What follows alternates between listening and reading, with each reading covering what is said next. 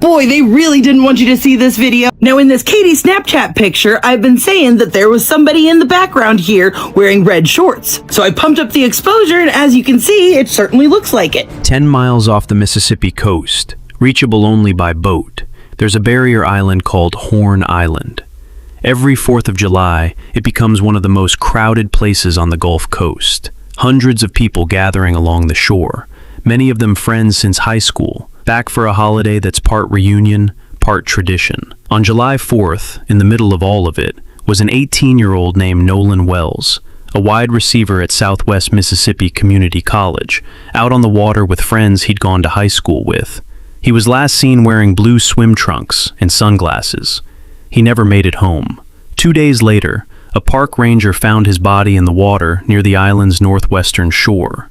What happened in the hours in between is still, officially, unknown.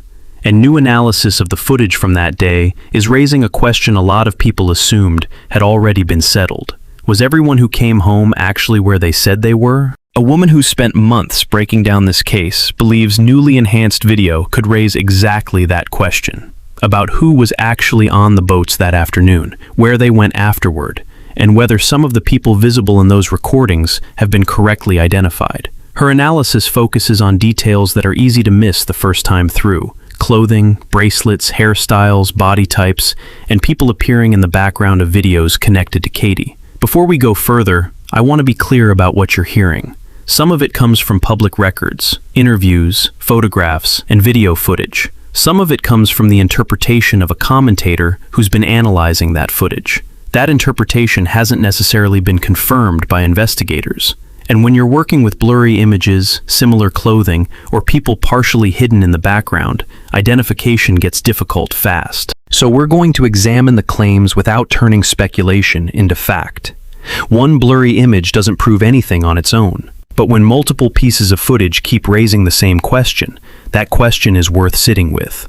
Welcome back to the channel. If you're new here, this is where we take a closer look at true crime cases, the evidence, the timelines, the interviews, and the questions that still don't have answers. Today, we're back in the Nolan Wells investigation, because new analysis of the footage around Katie is raising questions about who was actually on those boats, and whether some of the people in that footage have been correctly identified. If you haven't already, subscribe and turn on notifications. We're following this one as it develops. And before we start, tell me in the comments where you're watching from. Here's the shape of tonight's episode. First, the footage, what it does and doesn't actually show. Second, the interviews, and what's actually been said on the record.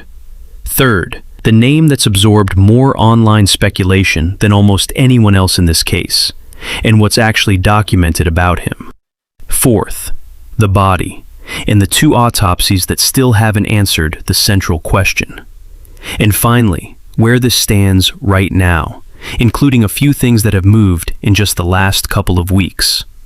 Now, let's get into the footage. The commentator begins by identifying 2 people in the footage as Jax and Morgan. She points to Morgan's hat and bracelets as identifying features. And if those identifications are correct, they immediately create another question. Where exactly were they on the Triton? Because newly enhanced footage attributed to Officer Tatum appears to make certain details easier to see.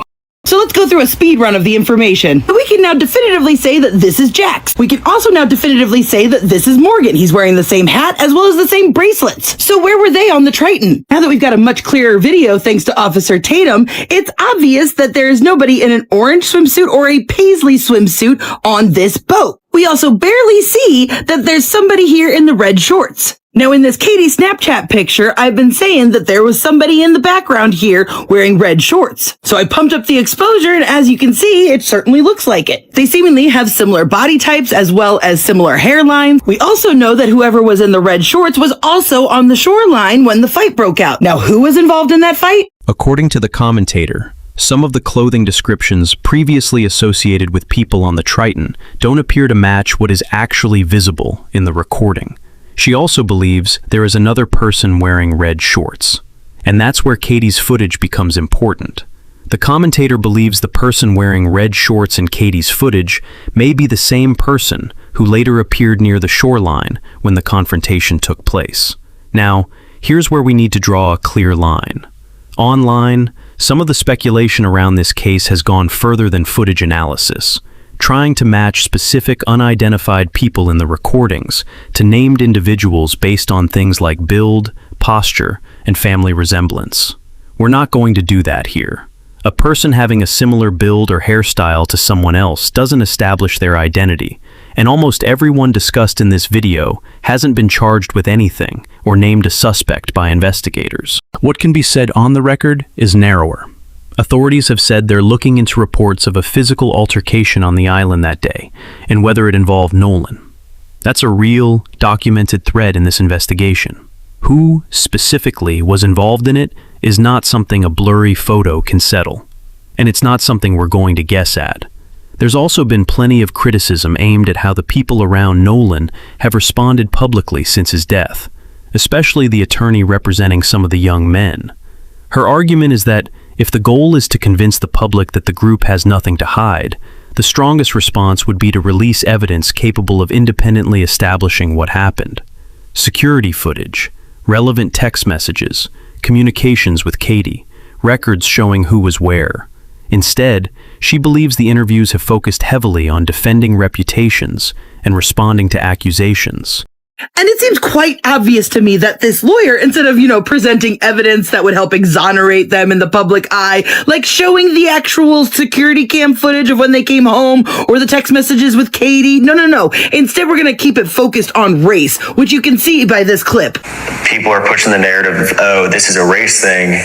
Well, obviously it's not. I mean, this is like a brother to us. I mean, Nolan's no different than anyone else in our group. I think it's so criminal that they took something so anti-racist and flipped it into something super racist.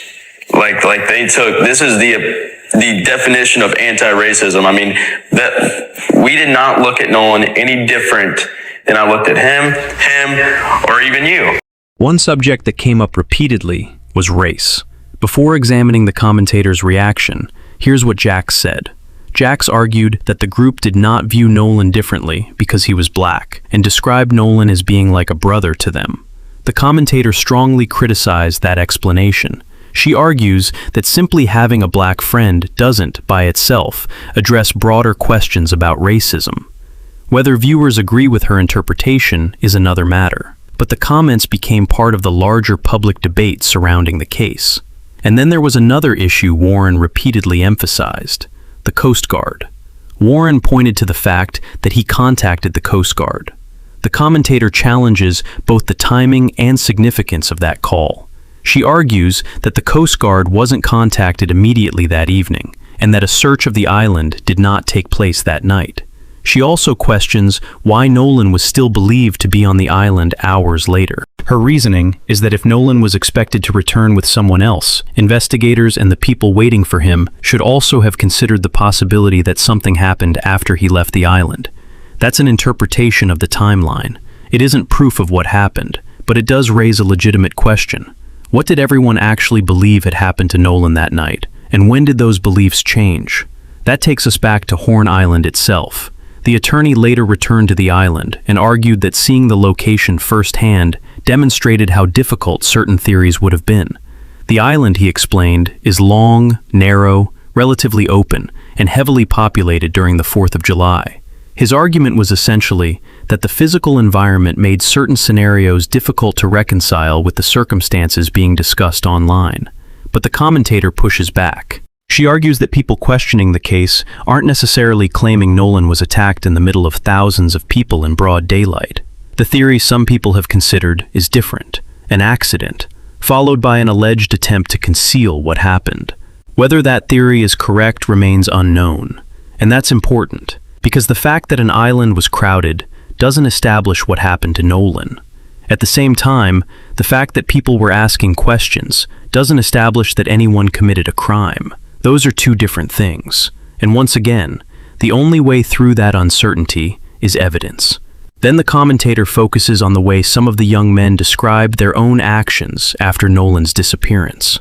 One statement from Warren particularly caught her attention. Warren expressed regret about going out on the 4th of July. He said he thinks about what happened every day, but the commentator focuses on the wording. She believes there is a difference between saying, "I wish we had never gone out," and saying, "I wish I had made sure my friend got home safely."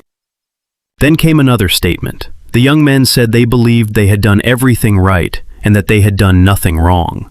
The commentator finds that difficult to reconcile with the emotional response she would expect from someone who had recently lost a close friend under unexplained circumstances. But here's where we need to be fair. People respond to grief differently. People behave differently under public pressure. And people being interviewed through attorneys may speak carefully because they understand that every word can later be scrutinized. So a person's tone, emotional response, or choice of words cannot establish guilt. Still, the interviews became a major part of the public conversation, and the commentator believes one person in particular stood out: Jax. She argues that Jax appeared more controlled and composed than the others. She also focuses on a moment when she believes Jax looked toward Warren during an answer. The commentator interprets that interaction as significant. She also points out that the gathering took place at Jax's grandparents' house and that the group later returned there. That creates another question. Was there security footage from that house? And if there was, what does it show? Because that is exactly the kind of evidence that could move this conversation away from speculation. Who arrived? Who left? What time did they return? Who was with them? And did the footage correspond with the accounts later given to investigators? Those are questions that can potentially be answered. Then comes another issue involving Katie. According to the commentary, some of the young men initially told deputies they didn't know the girl Nolan left with. Yet communications involving Katie have also been discussed publicly. If investigators can establish that different people gave conflicting accounts about whether they knew Katie, that's something that can be tested. Phone records, messages, interviews, digital evidence. Those records could potentially establish when people communicated and what they knew. But even then, a contradiction doesn't automatically explain why someone gave it. That's something investigators would have to determine, and the commentator's attention then returns to the attorney. She criticizes his presentation during the interview, including what she describes as hand signals and the way he repeatedly referred to specific members of the group. 3 names appeared again and again: Morgan, Jax, Warren. The attorney repeatedly emphasized that Morgan, Jax, and Warren left the island at approximately 4:30 p.m. He also strongly defended them against accusations and warned people who he believed were making false claims that they could face legal consequences. The commentator believes that repeated wording was intentional. She argues that the attorney was deliberately separating those 3 from everyone else who had been present. And she asks, why those 3? Why repeatedly name them? Why not discuss everyone who was on the boats? But there is another possible explanation. An attorney may simply be speaking specifically about the people whose interests he is representing. So, the language alone does not establish that anyone else was involved in wrongdoing.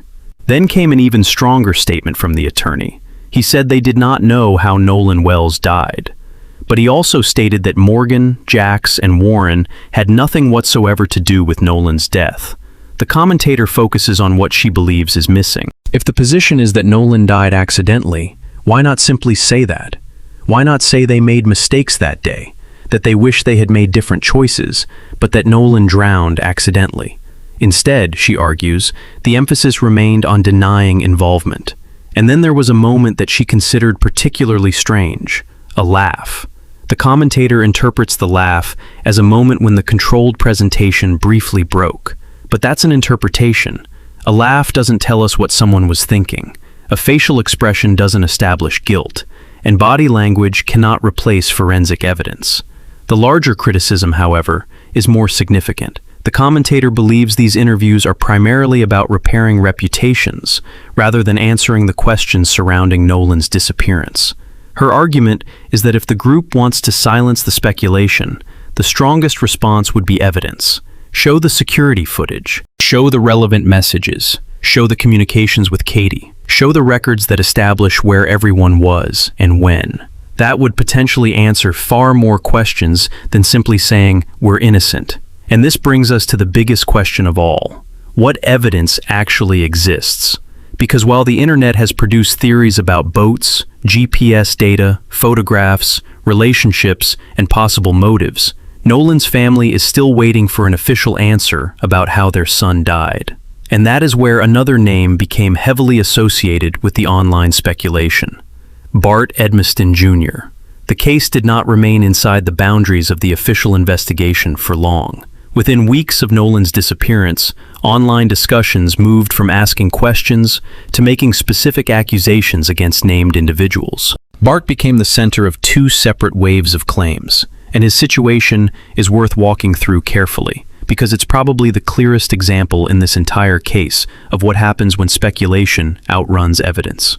The first wave began with a photograph. An older high school photograph of Bart with a young woman began circulating online. People claimed the woman was Katie McCormick, the same Katie who had spent time with Nolan on Horn Island.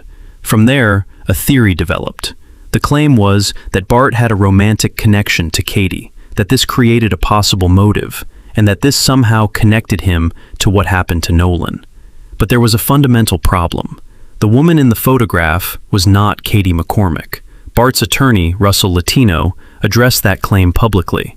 According to the attorney, Bart did not know Katie before her name became publicly associated with the case, and the photograph itself was not recent. The foundation of that particular theory was therefore wrong. But by the time that was clarified, the accusation had already spread. Bart's family retained an attorney. Cease and desist demands followed. According to statements from Bart's family, one online creator went as far as posting their home, their address, and where Bart works. And the family says they're now working with the FBI and the Mississippi Attorney General's office on whether cyberstalking laws were broken. That distinction matters. Questioning an investigation is one thing. Publicly accusing a named private individual of responsibility for a death based on an unverified photograph is something very different. And it has real, documented consequences for the people it happens to. Then came the second wave. This time, the theory was built around technology. GPS coordinates, waypoints, chart plotters, track logs. A gap appeared in the boat's tracking data. Some people interpreted that gap as evidence that information had deliberately been deleted. From there, the theory escalated into claims about what may have happened between Bart and Nolan, including speculation about who was actually driving Bart's boat that day. But according to Bart's family, he was behind the wheel of his own boat, both to the island and back, not someone else. They say that on the afternoon of the 4th, when a nearby boat began taking on water, he boarded it, helped drain it, and briefly towed it to help the people aboard. None of that comes from investigators, and none of it has been independently confirmed. It's Bart's own account, provided through his attorney. But it's worth stating plainly, because the theory suggesting someone else may have secretly been driving his boat is a specific, checkable claim, and his side has already put a specific, checkable answer on the record. A gap in GPS data does not automatically mean someone deleted it. Marine tracking equipment can have interruptions for a variety of reasons. Power problems, configuration settings, device limitations, data recording behavior. Without a forensic examination establishing deliberate deletion, the gap remains a gap. It is not, by itself, proof of what happened. There has also been no publicly established forensic finding proving that Bart was involved in Nolan's death, and no agency has named him a suspect. According to his family, Bart voluntarily handed over his boat, his GPS device, his phone, and a list of more than 20 potential witnesses who could speak to what happened that day, without a warrant and without waiting to be asked twice. It doesn't mean every question surrounding the GPS data should be ignored. It means those questions should be answered through evidence rather than assumption. Because there is a huge difference between saying, this GPS gap needs an explanation, and saying, this GPS gap proves someone covered up a murder. The first is a question. The second is a conclusion. And Bart's family has said they intend to pursue legal action against creators who cross that line. which is exactly why we're being careful here about the difference between the two. Because while the internet was analyzing footage and GPS tracks, investigators were dealing with something much more serious: Nolan's body. On the morning of July 6th, 2 days after he was last seen on Horn Island, a U.S. park ranger discovered Nolan in the water near the northwestern shore of the island. The family had spent 2 days hoping he would be found alive. Instead, they received the news no parent ever wants to hear. But even the discovery of Nolan's body did not answer the central question: how did he die? The initial assessment reportedly found no obvious external signs of pre-death injury. The official autopsy was conducted on July 7th by the Mississippi State Medical Examiner's Office, but the findings were not publicly released. District Attorney Angel Myers McIlrath explained that the results were sealed and would remain confidential until presented to a grand jury, describing that process as standard in Jackson County when the cause of death has not been determined. The medical examiner's office also confirmed that the autopsy was conducted according to standard procedures and that the investigation remained active. So publicly, there was still no definitive medical answer. That uncertainty led Nolan's family to commission an independent examination. The independent autopsy was conducted by forensic pathologist Dr. Roger Mitchell. The report was completed and sent to family attorney Ben Crump on July 19th. 3 days later, on July 22nd, Crump appeared at the 117th NAACP National Convention in Chicago, alongside Nolan's parents and Reverend Al Sharpton, and he announced the findings. The independent examination did not determine a definitive cause or manner of death. No skull fractures were identified.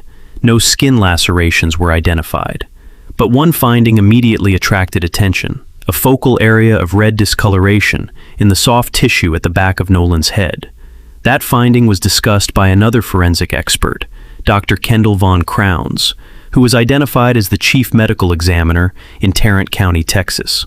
He explained that the discoloration could potentially be related to decomposition of muscle tissue, but he also said it could potentially represent blunt force injury. The available evidence did not allow for a definitive conclusion, and that distinction is critical. Something that could represent an injury is not the same as proof that an injury occurred. The condition of Nolan's body also limited what the independent examination could determine. Some organs removed during the initial examination were no longer available for Dr. Mitchell to examine. That created unavoidable limitations. Toxicology results were also not publicly available at the time of the announcement, and that meant one of the most important pieces of medical evidence was still outside public view. Meanwhile, additional rewards were announced. Reverend Al Sharpton and Tyler Perry each announced $50,000 rewards for information leading to an arrest and conviction. But as attention around the case continued to grow, so did misinformation. Mississippi Public Safety Commissioner Sean Tyndall warned the public about a toxicology report circulating online that was allegedly fraudulent.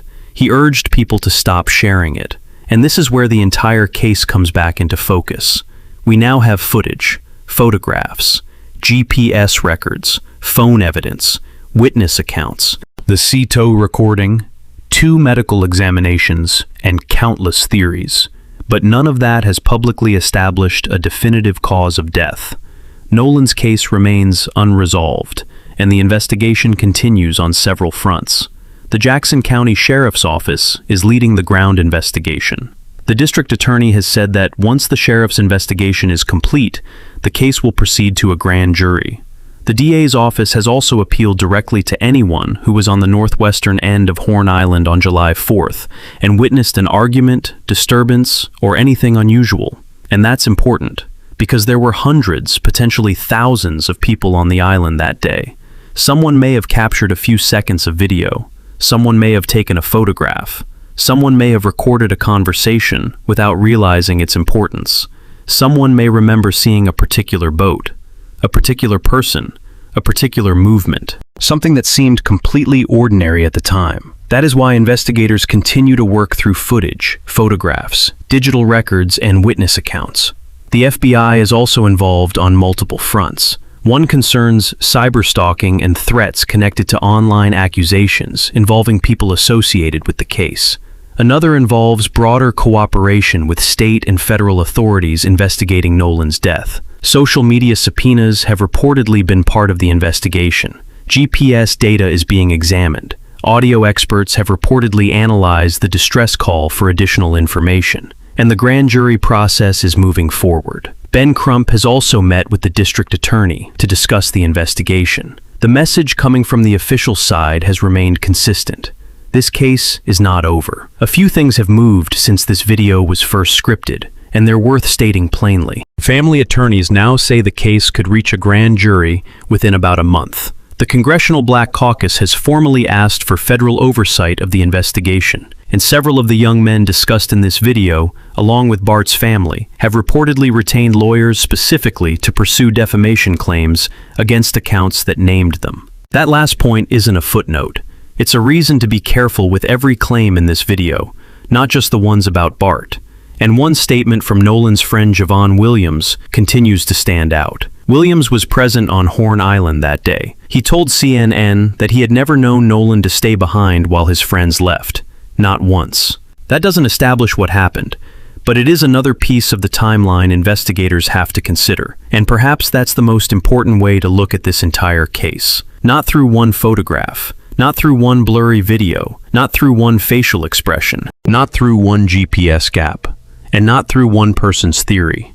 Instead, look at the entire timeline. Who was there? Which boats were there? Who was driving them? Who was seen on each vessel? Who was on the shoreline? Who was communicating with Katie? What happened around the time Nolan was last seen? What happened during the 90-minute window before the boats left? Why did the sea tow call happen? Why was it canceled? What do the GPS records actually show? What does Nolan's phone reveal? What does the security footage show? And ultimately, what do the medical findings tell investigators about how Nolan died? Those are questions that evidence can answer. And if the enhanced footage eventually allows investigators to definitively identify the people in these recordings, that could become significant. If the GPS data establishes exactly where the boats went, that matters.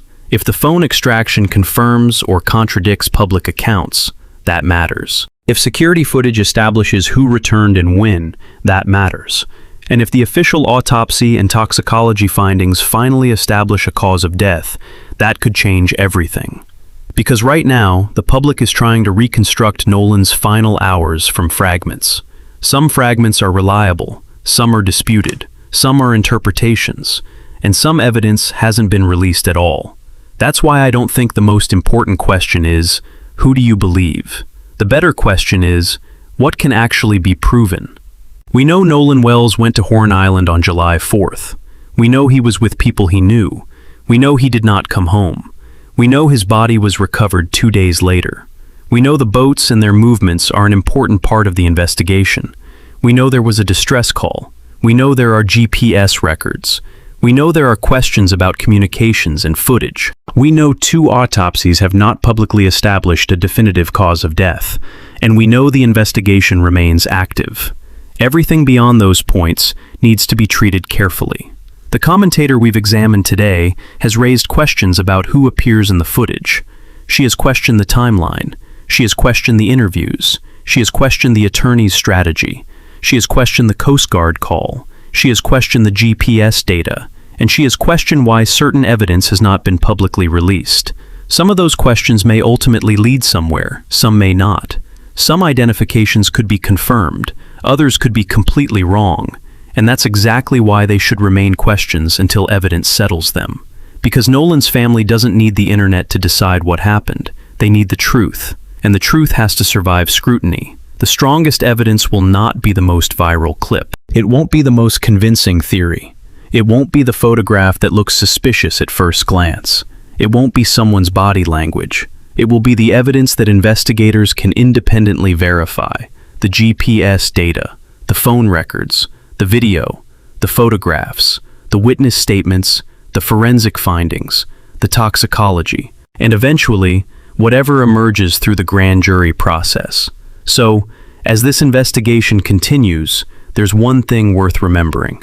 A question is not an accusation. An accusation is not proof. and a theory is not a fact. But unanswered questions still deserve answers, especially when an 18-year-old went to an island on the 4th of July and never came home. And that's where things stand right now. There are still questions about the boats, questions about the footage, questions about the timeline, questions about the people who were there, questions about the communications, and ultimately, the biggest question of all, what happened to Nolan Wells? Some of the footage we've examined today may eventually prove important.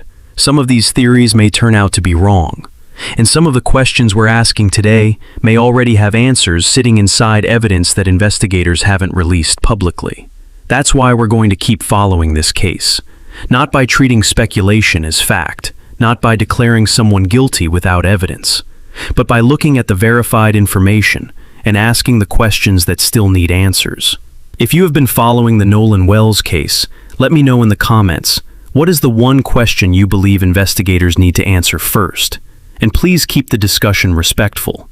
There is a real family waiting for answers, and so are several other families whose kids have been named in this case without ever being charged with anything. If you haven't already, subscribe to the channel and turn on notifications so you don't miss the next update. Because when new footage, forensic findings, GPS information, phone evidence, witness statements, or grand jury developments become available, we'll be here to break them down. Nolan was only 18 years old. He went to Horn Island on July 4th. He never came home. There's still a gap in this story, not just in the GPS data, but in what's been shown, what's been said, and what investigators haven't released yet. Until that gap closes, this story isn't finished. Thanks for watching, and I'll see you in the next one.